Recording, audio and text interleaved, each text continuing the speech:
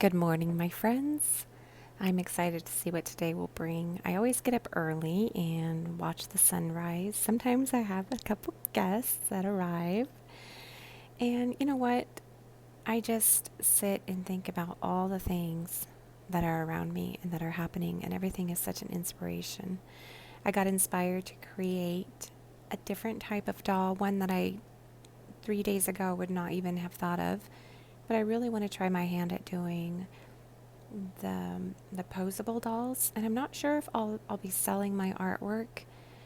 I think what I'm going to do is I'm going to pose it and maybe create a story out of it. I have several stories, actually a main story that I've been working on since I was 20 or about 23, inspired by my sister who was going through a really difficult time in school.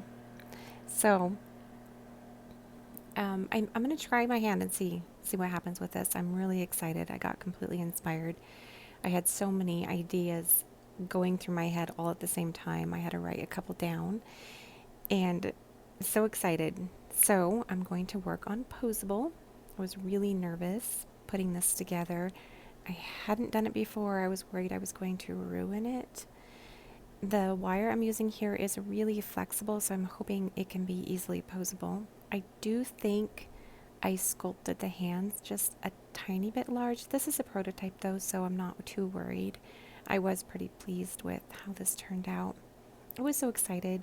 I was going to run downstairs and bake this in the oven in our old 1940s, or I think Moses said it's maybe 1960s oven. So I got everything ready. So excited to run down there, and it didn't happen. These little guys always visit me almost exactly at 11:30 every single day. It's so funny, the little turkeys come running by. Such a beautiful day. So I ran down and the oven had broken. So thankfully, I have an amazing friend. It was game night, and she said I could bake the fairy at her place. I was really excited with this toaster oven. I was surprised at how well it did. It was perfect.